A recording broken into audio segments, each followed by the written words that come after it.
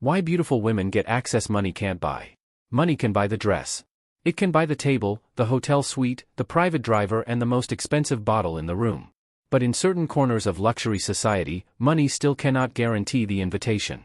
Some doors do not open for the highest bidder. They open for the person who belongs. And very often, that person is a beautiful woman. She may bypass the queue outside an exclusive nightclub, receive a front-row seat at a fashion event, or be invited into a private gathering that wealth alone cannot enter. From the outside, it looks simple. Beauty creates privilege. But that explanation misses the real system. Because beauty may attract attention, but attention is only the beginning.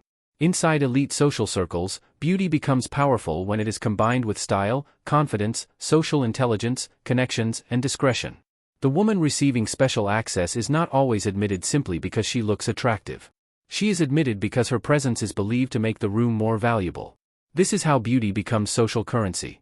And this is why some women receive access that money cannot buy. The room is the real luxury product. A luxury venue does not only sell food, drinks, or entertainment. It sells the experience of being surrounded by the right people. The furniture inside a private members club may be expensive, but the furniture is not what makes membership desirable.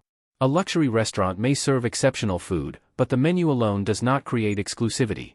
A fashion party may have dramatic lighting and unlimited champagne, but without the right guests, it is simply an expensive room. The real product is the social environment. Who is inside? Who was invited? Who was refused? And who will see the photographs tomorrow? Luxury businesses understand that exclusivity must be visible. The room needs wealthy clients, influential guests, recognizable names, and visually striking people. It needs to appear desirable before anyone knows what actually happens inside. This is why guest lists are carefully controlled. Event organizers, nightclub promoters, luxury brands, and private hosts are not merely filling empty space. They are constructing an image. Beautiful, well-dressed women often become part of that image. Their presence can make a venue look more glamorous, a party appears more important, and an event seems more difficult to enter.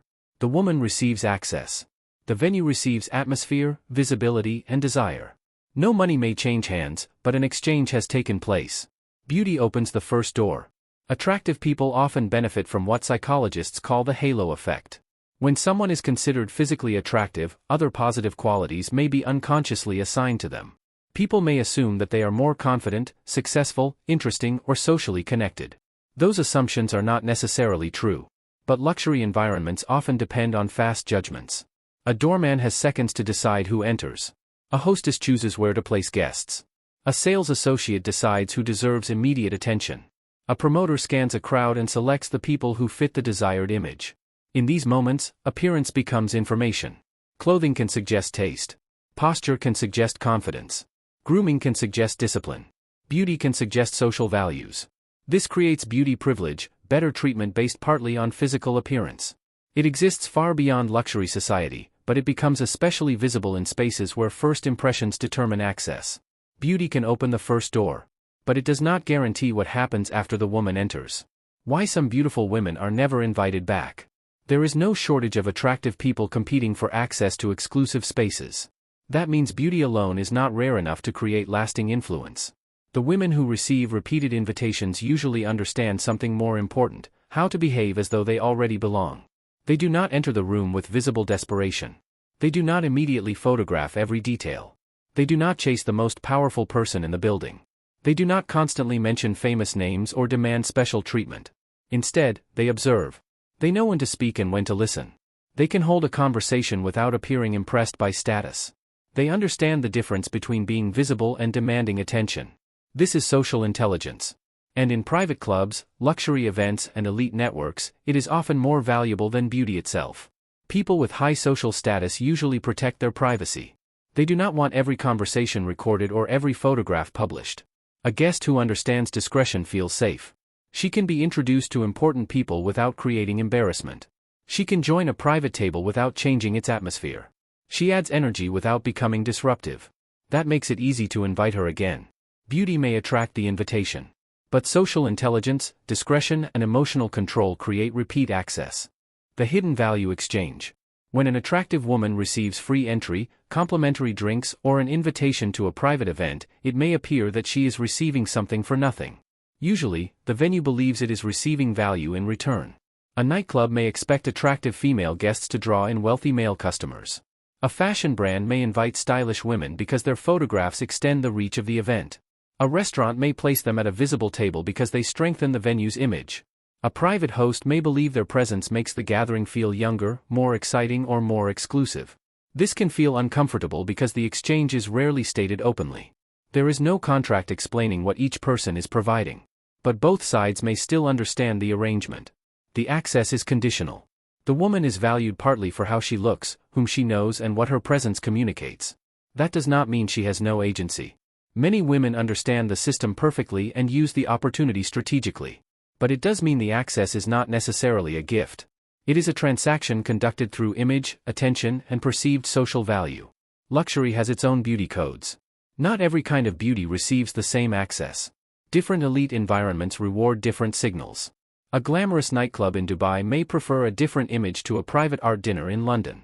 A yacht party in Saint-Tropez has different social codes from a heritage fashion event in Paris. A beauty look that creates attention in one room may appear excessive in another. Some environments reward dramatic glamour. Others prefer quiet luxury, restrained clothing, minimal jewelry, expensive materials, and almost invisible branding. The woman who understands the room can adjust her appearance without looking as though she has tried too hard. She understands that luxury style is often based on control. The dress may be revealing, but never accidental. The jewelry may be expensive but not covered in logos. The makeup may be polished but not designed to dominate every photograph. She knows when sensuality increases her social value and when it may reduce it. Because elite society does not simply reward beauty. It rewards the correct version of beauty for a particular environment. Understanding those hidden dress codes is a form of cultural knowledge. And cultural knowledge is another kind of access. Why isn't money enough? A wealthy outsider can purchase luxury products without understanding luxury culture. They can wear the most expensive outfit, book the largest table, and arrive in the rarest car. But none of that guarantees social legitimacy. Money can make someone visible. It cannot make them trusted. It cannot create friendships, familiarity, or a reputation for discretion overnight. This is why a socially skilled woman may enter circles that a richer person cannot immediately access. She may already know the hosts. She may be connected to influential guests. She may make others feel comfortable. She may understand the language, behavior, and unspoken rules of the group. Or she may make the event appear more desirable simply by attending. Money creates purchasing power. But exclusive access is controlled by people. And people often choose according to emotion, reputation, and perceived value rather than wealth alone. The cost of beauty privilege. Special treatment can look effortless from the outside. But access based on beauty can carry its own price. When a woman is valued for her appearance, she may never know whether the attention is genuine. Is she respected, or simply useful? Would the invitations continue if her appearance changed?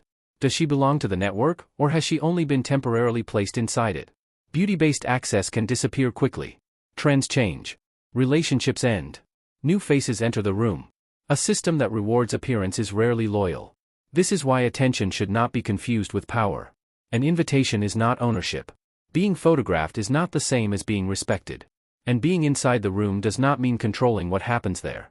The women who use this access successfully understand that physical beauty is a temporary advantage unless it is converted into something more durable. How temporary access becomes real power. The women who remain in elite networks rarely depend on beauty alone. They build careers, businesses, reputations, and relationships. They become founders, designers, investors, collectors, advisors, creators, or trusted hosts. They introduce useful people to one another. They develop knowledge that others value. They become known for taste, reliability, and discretion. At that point, their appearance may still contribute to their influence, but it is no longer the entire foundation. Beauty created the introduction. Competence created permanence. This is the difference between social currency and social capital. Social currency attracts immediate attention. Social capital continues to produce opportunities after the attention moves elsewhere. The most powerful women do not simply receive access.